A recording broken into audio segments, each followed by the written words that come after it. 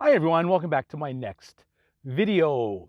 It's early January right now while I'm shooting this, and I'm starting to get a lot of letters asking me, Bob, I'm coming to the RTR, but I'm driving all the way across country. It's winter time. I'm not sure the best route.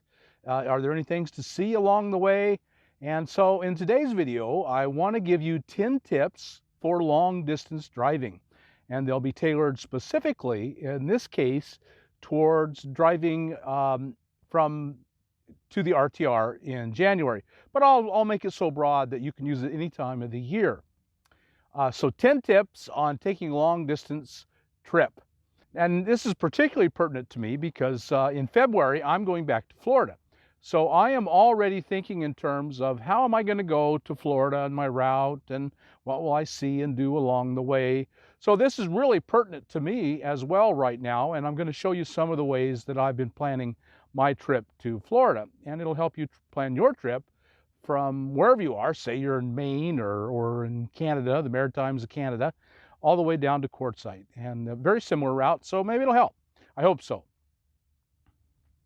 So the very first thing I personally do, step number one, is to make sure I have plenty of audiobooks from audible.com. I find long distance driving, and so, from Quartzsite to Ocala, which is the route I'm going to be taking in February, that's about 2,000 miles. I like to do 400 or 500 miles a day. It's 5-6 days. That's a lot of driving. And so I get bored and I get sleepy, and I'm at risk, and I think most of us are to some degree, at risk of falling asleep. And I think it's really important that that's the most important thing you can do, is arrive safely.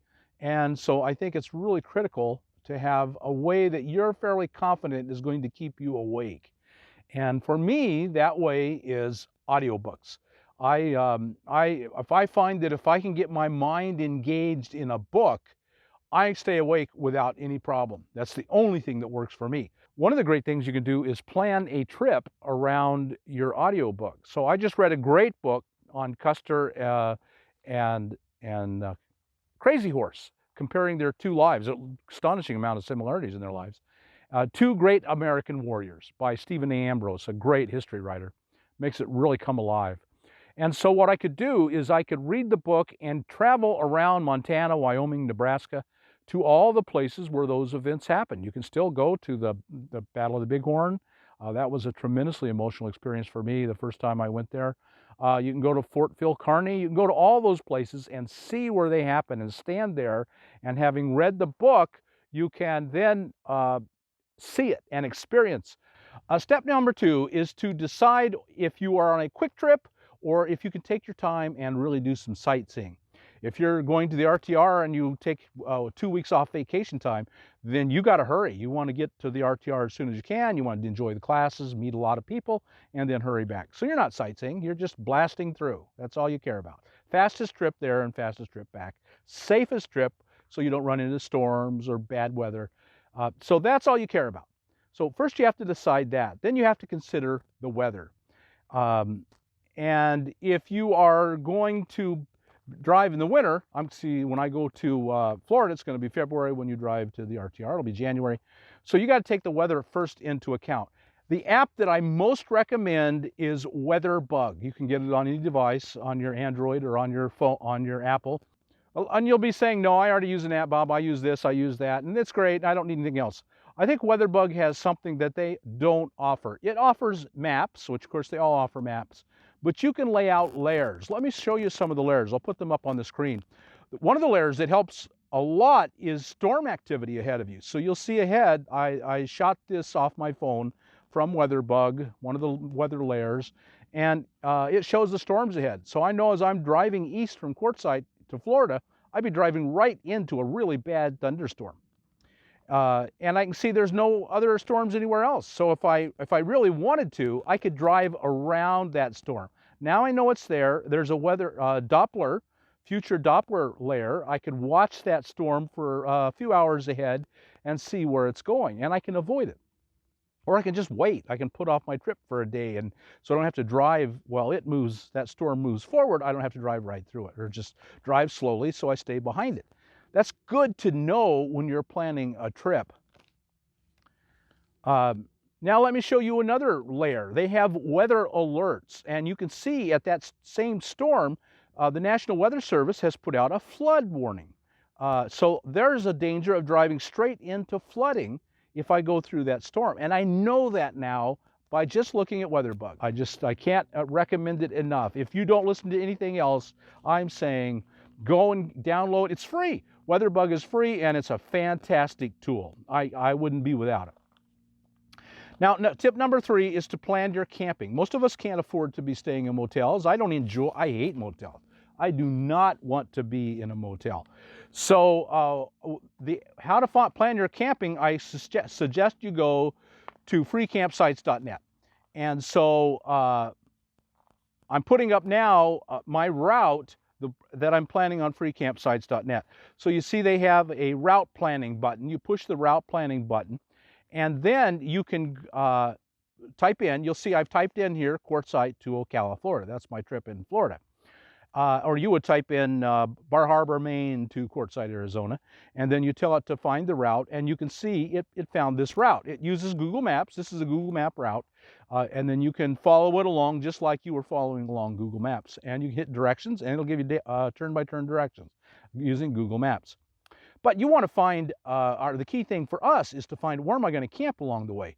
And as you're driving along, you can find your campsite ahead for that night, and it'll change as the amount of distance you drive changes, so that's easy. So you can see here, I've got a zoomed out view, and I can pinch in, and I can see I've pinched in, so it's only showing Florida and Alabama. Say I know I'm going to be camping, I'm going to get into Alabama late at night, and I just want to camp.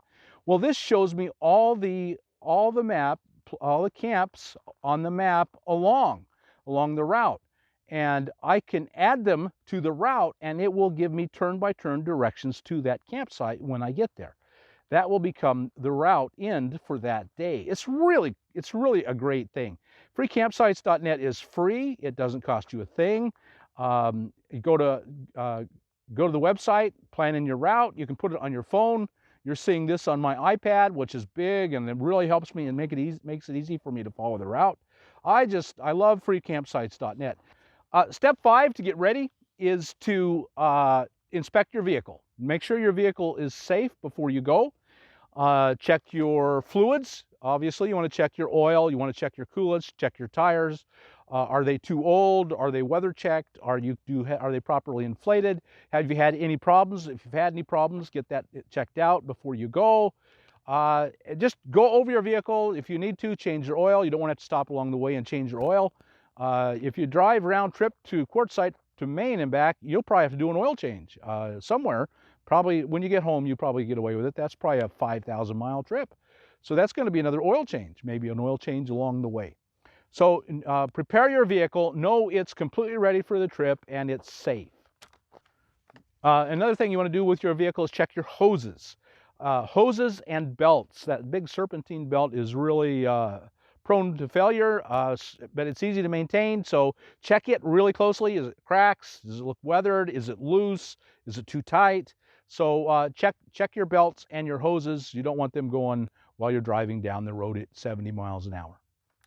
Something I do is I want to carry some cash with me. I want to have an emergency fund if I'm driving down the road and I blow a tire and I need $200 to buy a tire in some little tiny town in the middle of nowhere. I want to have a couple $100 in cash on me.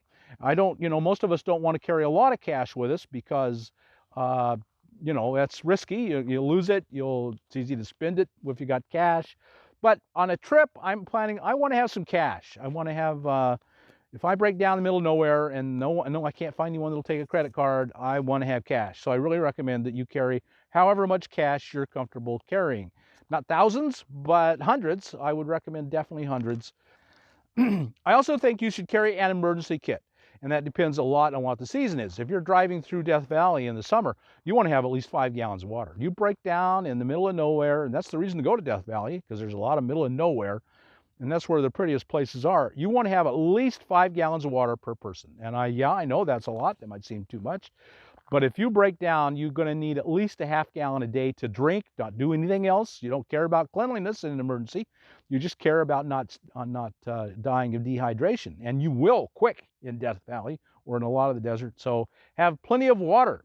Have plenty of warm clothing, especially in your January trip to RTR.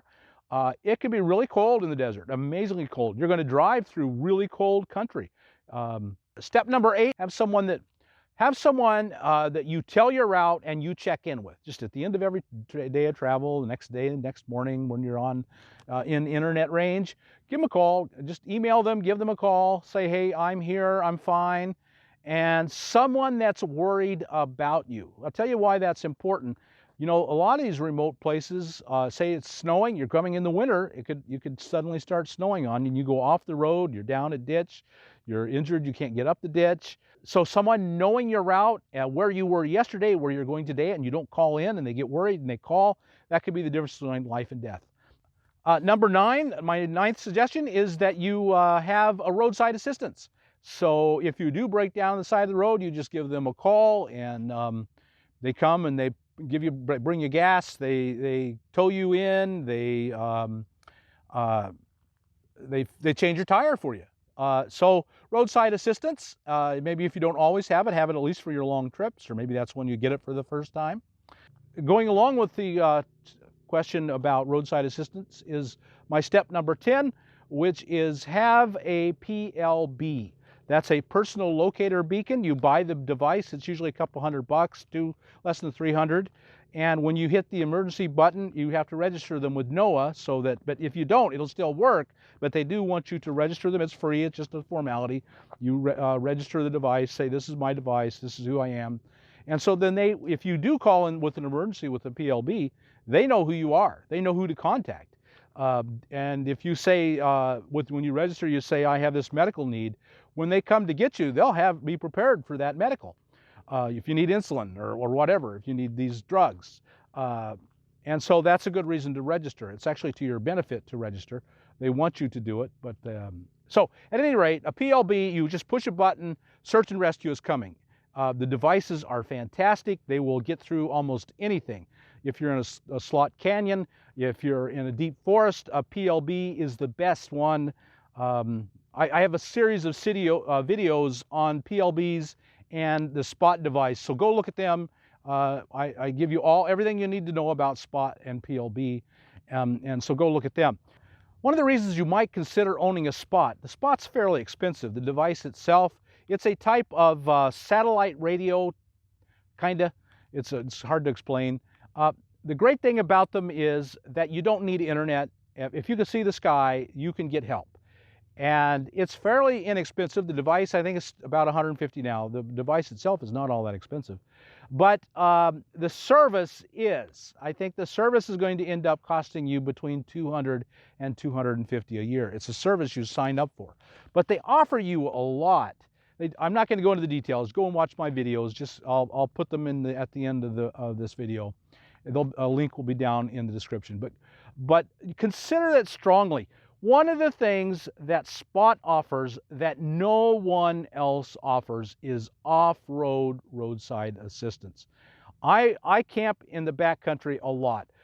You call nearly any roadside assistance, and if you're more than 100 feet off the pavement, I mean, they'll tell you the distance in their contract. They will go 100 feet, they'll go 50 feet, they'll go 20 feet. If you're more than that off the pavement, they won't come to you. They'll stand at the edge of the pavement and wave at you and say, good luck, bub, thanks for your money, I appreciate it, and drive away. Or they'll never come. You just call them, I'm out in this National Forest campground and it's 10 miles up a dirt road. They'll just say, we were not coming to help you, you're on your own. So the only one that I know of, the only nationwide service that does offer you off-road, anywhere you go, if you drove there, they'll come and get you, is Spot. And they have a button on their Spot device that says SOV, Save Our Vehicle. And they will come to you off-road or on anywhere and get you.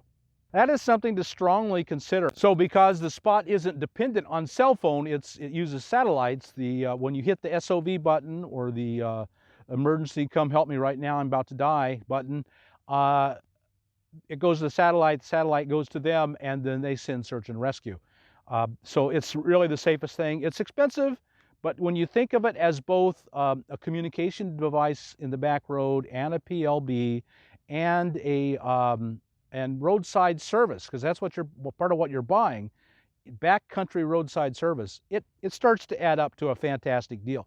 You only have to buy the device once, and then $250 a year from then on, and I think you get a lot for your money, and I think everyone should consider it. If you got anything out of this video, and I sure hope you did, I hope you stay safe and you come to the RTR and have just a wonderful time. Then like us on YouTube, subscribe to the channel, hit that thumbs up button, and we'll talk to you later.